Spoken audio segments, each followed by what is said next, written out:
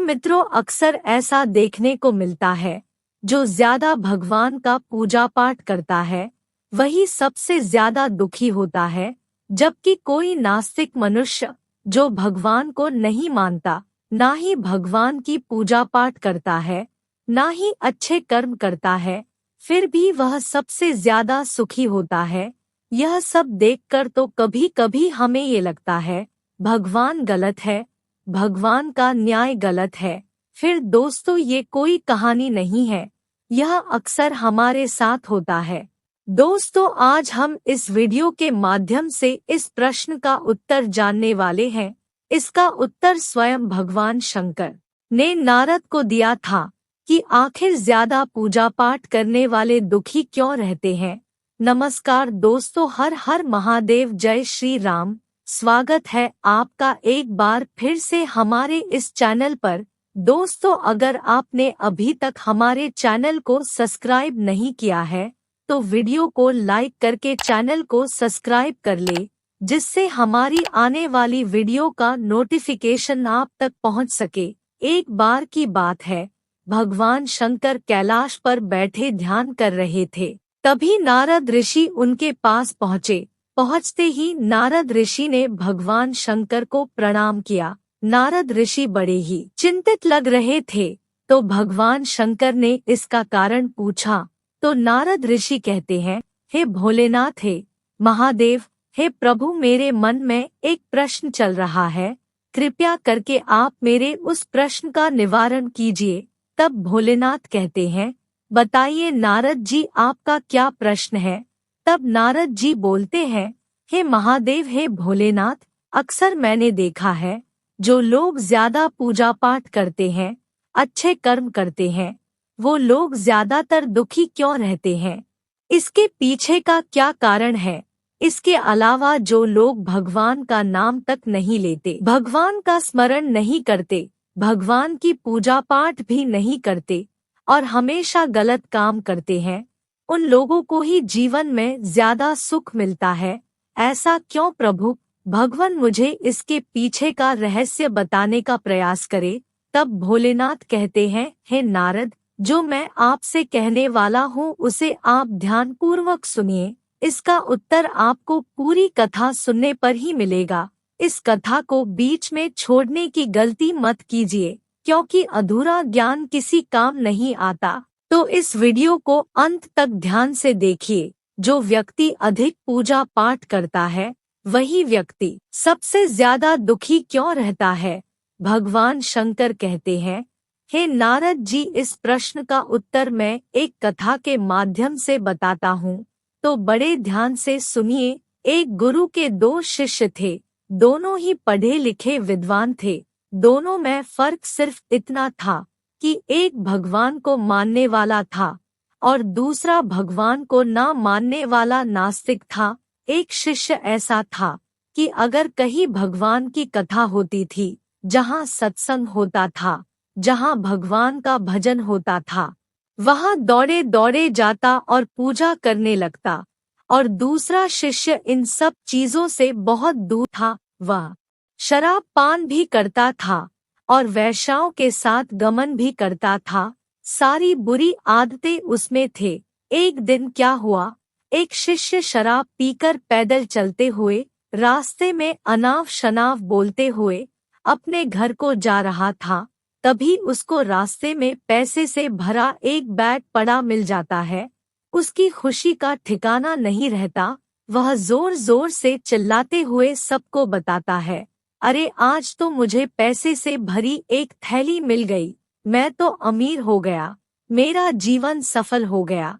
अब मैं इन पैसे से अपने जीवन की सभी आवश्यकताओं की पूर्ति करूंगा। वही दूसरा शिष्य मंदिर से पूजा करके अपने घर को जा रहा था। तभी रास्ते में पड़ी एक बड़ी कील उसके पैर में चुभ गई। बहुत रक्त बहने लगता है।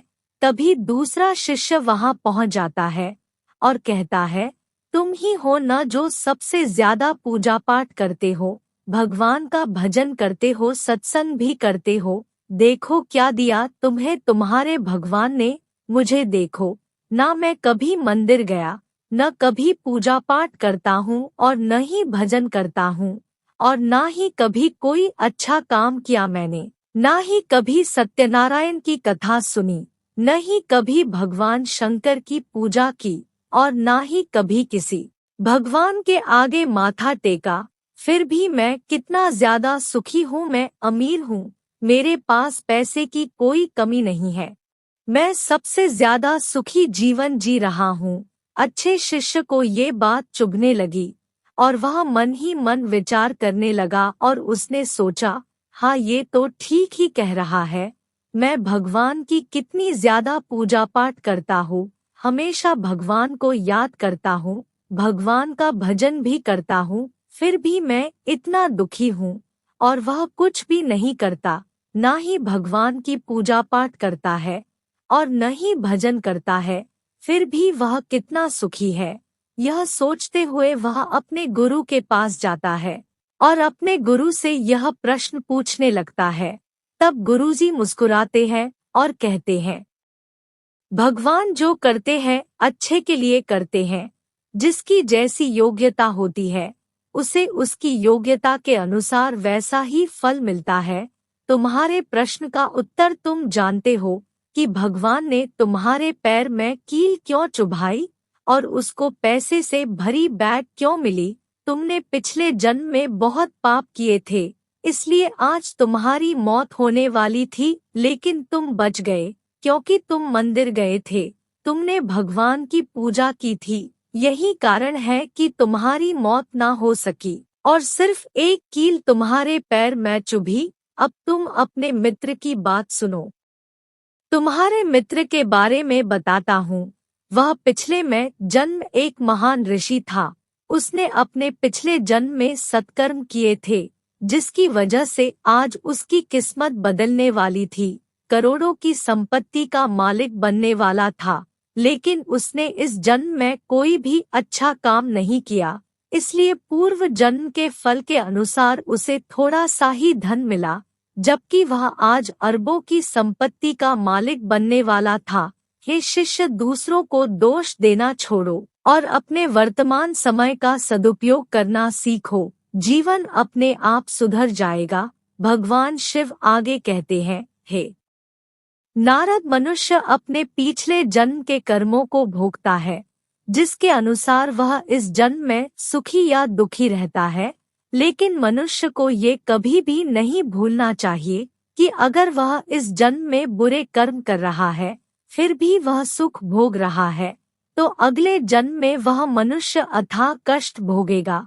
तो किसी भी मनुष्य को भगवान की भक्ति से अपना मुंह नहीं मोड़ना चाहिए और अच्छे कर्म करने चाहिए। उसे कभी भी निराश और परेशान नहीं होना चाहिए। भगवान जो भी करते हैं अच्छा ही करते हैं, इसलिए मनुष्य को धैर्य रखना चाहिए और भगवान पर पूर्ण विश्वास करके अपना जीवन जीना चाहिए और हमेशा अच्छे कर्म, भगवान का पूजन और सत्कर्म करते रहना चाहिए, ताकि उसका आने वाला जन्म सुधर सके और उसे सुख समृद्धि मिले। हे नारद, मनुष्य अपने कर्मों से ही सुख और दुख भोगता है। इसमें कोई आश्चर्य की बात नहीं है कि जो अच्छे कर्म करेगा उसे अच्छा ही फल मिलेगा और जो बुरे कर्म करेगा उसे बुरा ही फल मिलेगा। मनुष्य को इस पृथ्वी पर अपने कर्मों का फल किसी न किसी रूप में, किसी न किसी जन्म में चुकाना पड़ता है। भगवान शंकर कहते हैं, हे नारद, अब आपको अपने प्रश्न का फल अवश्य मिल गया होगा। तब नारद जी कहते हैं, जी प्रभु, मुझे अपने प्रश्न का पूर्णता उत्तर मिल गया।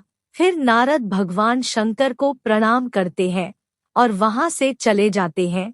प्रिय दोस्तों, अगर ये वीडियो आपको अच्छी लगी हो तो वीडियो को लाइक करके चैनल को सब्सक्राइब कर लीजिए, जिससे हमारी आने वाली सभी वीडियो का नोटिफिकेशन आप तक पहुंच सके। और कमेंट में हर हर महादेव जरूर लिखें। अंत तक देखने के लिए धन्यवाद।